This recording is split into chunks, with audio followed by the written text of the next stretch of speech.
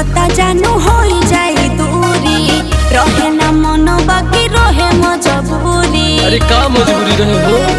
ए जा शादी हो खता जानू हो जाए दूरी, रहे ना मन बाकी रहे मजबूरी। सुनो जनी हमरा के दी हो तू दोस्त हो। लव में सब खेला हुए गइल बा, अपना बटे अफसोस हो। लव में सब खेला हुए गइल बा, अपना बटे अफसोस हो।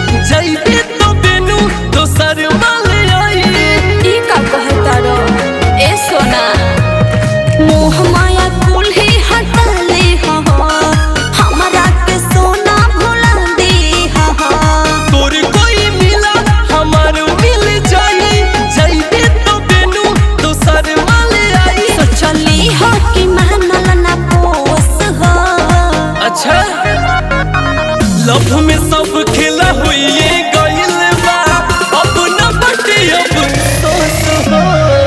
लव में सब खेला हुए गइल बा, अपना बटे अफसोस हो। लव में सब खेला, लव में सब खेला।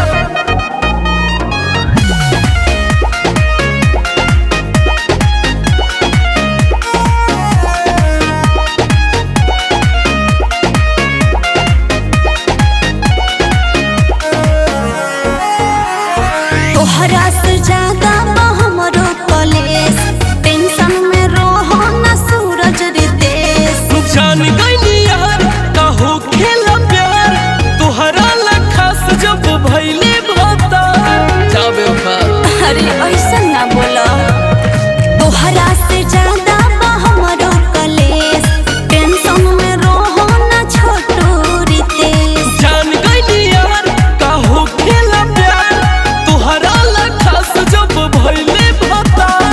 ऐसे गलत बात सोचा हो, हरी बात कहे नहीं को बुझत। लव में सब खेला हुए गइल बा, अपना बटे अफसोस हो। लव में सब खेला हुए गइल बा, अपना बटे अफसोस हो।